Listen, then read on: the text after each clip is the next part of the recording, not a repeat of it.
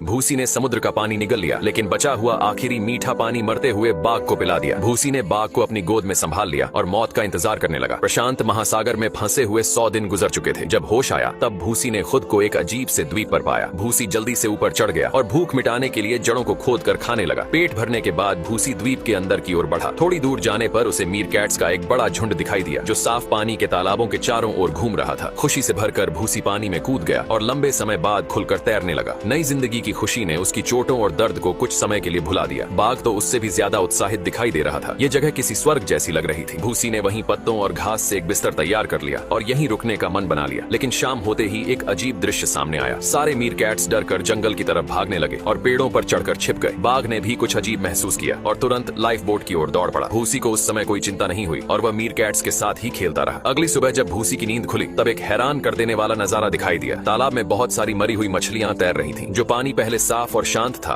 वही अब तेजाब में बदल चुका था। भूसी ने एक चमकता हुआ फूल उठाया और जब उसे खोला तो उसके अंदर एक इंसानी दांत छिपा हुआ मिला। यह देखकर भूसी के मन में डर बैठ गया और समझ में आ गया कि यह द्वीप दिखने में भले ही सुंदर हो लेकिन असल में बेहद खतरनाक है। अगले दिन भूसी ने काफी खाना और पानी इकट्ठा कर लिया। फिर उसने अपनी सीटी बजाई और बाघ तुरंत उसकी ओर दौड़ता हुआ आ गया। दोनों ने एक बार उस द्वीप की तरफ देखा जिसने कुछ समय के लिए उम्मीद दी थी। कई रातों तक समुद्र में नाव चलाने के बाद आखिरकार वे मुख्य भूमि के तट तक पहुंच गए। भूसी इतना थक चुका था कि खड़ा होना भी मुश्किल हो रहा था, लेकिन बाघ अभी भी ताकत से भरा हुआ था। बाघ बिना पीछे मुड़े सीधे जंगल की ओर चला गया। भूसी वहीं थककर और दुख से बेहोश हो गया। जब बचाव दल ने 222 दिनों बाद भूसी को पाया तब उस लंबे सफर की याद में बाघ को अपने परिवार जैसा महसूस किया।